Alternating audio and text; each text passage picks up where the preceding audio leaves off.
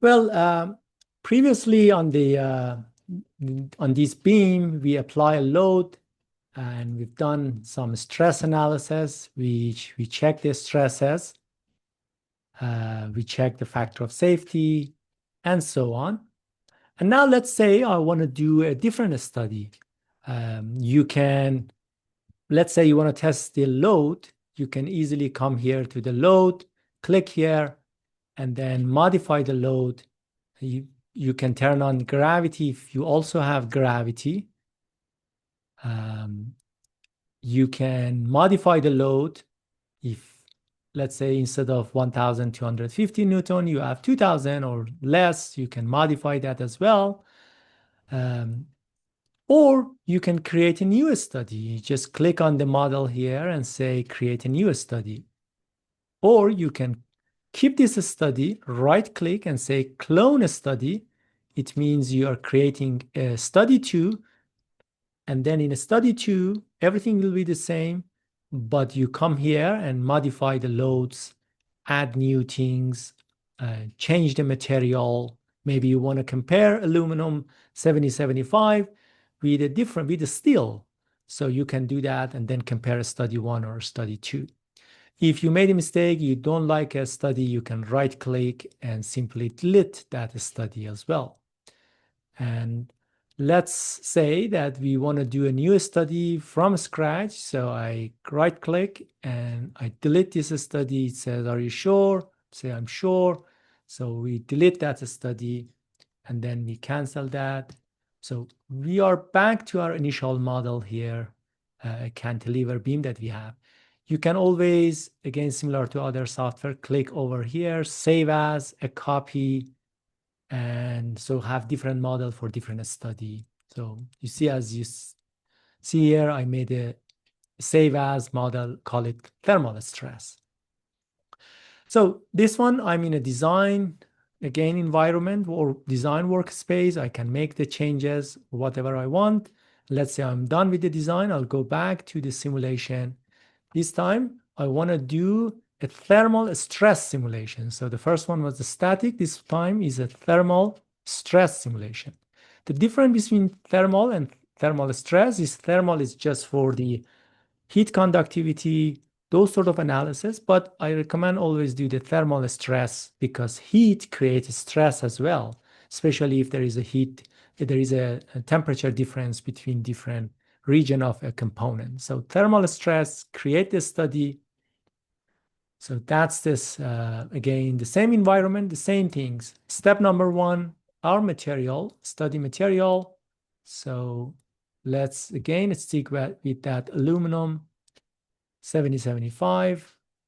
Okay, so that's our material. Our constraint, let's say this time we want to have a fixed beam. So it means this face will be fixed and this side also, we wish it to be fixed.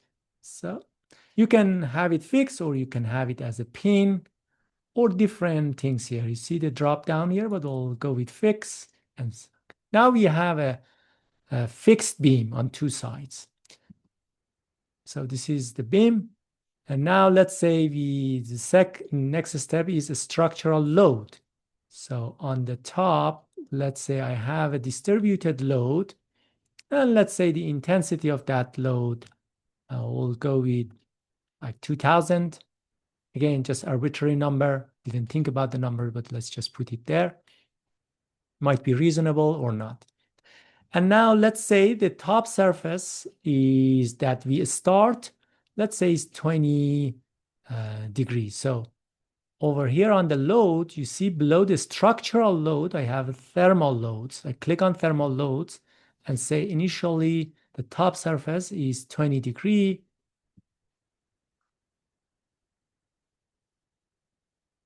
So I'm not sure, meeting summary. I'm going to deny it for now because I don't know what it is. So 20 C, so that's the temperature on top. And let's say that maybe, again, as an example, I click on thermal load. that these holes here that I created, maybe some pipes are passing through these. I cleared those surface, and let's say this surface, which they are in contact with some pipes, the temperature goes up all the way to, let's say, 200. All right. So I change the temperature here to 200. So let's summarize what we have here. We have a fixed beam. On the top, we apply a distributed load, and which the magnitude of this load in total is 2000 Newton distributed all the surface. And we assume some pipes are passing through these holes and their temperature goes up to 200. Again, some arbitrary number. And now we click solve. We'll give it a few seconds. So you should, in a moment, you should see here that the unlimited education credit appears, which I explained in previous tutorial. If it doesn't, what you need to do. And then you solve this study, which I've already, I've done that one. So you can create solve. Let's just solve it. So similarly, it's a start solving it. And while it's solving, you can close it and you can always come back when it's done. And typically it will send you a notification here on the top. Next to your name, you'll see here the notification center will show when it is done. So it's 5%, I close it. So I've done that simulation before, so I'll just jump to the result rather than waiting for a couple of minutes. So here is my result. So if I double click on the results, here is the result of this fixed beam being under that load and temperature increase. Of course, it's been adjusted. That's why it shows the deflection that much. If I shows the actual, it's not really that bad and ugly. All right. So let's just look at the side view. But I'll click on the not actual, on the adjust. So we'll see what happened everywhere. So it shows me the factor of safety. Again, we will see one point, this area here. There is a red area, which means the factor of safety is below 1. So you see this beam, because of the temperature perhaps, create some stress concentration somewhere. We can open up this here and look at the stresses. So we'll see the stresses at any point. Similar to the previous simulation, you can inspect by creating some probe. Let's say checking the stress there, checking the stress here, there, and there. Right. So it gives you the value of stress. It's good if you are making a report for somebody. Again, it shows the one misses a stress. You can look at the displacement rather than a stress. It shows the displacement here. Again, this is for the visual, it shows the displacement maybe 10 times larger than it is.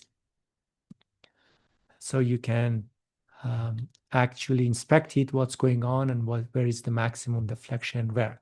You can create a video, as I showed before, to look at the deformation. Again, for the sake of presentation, you can do that. All right.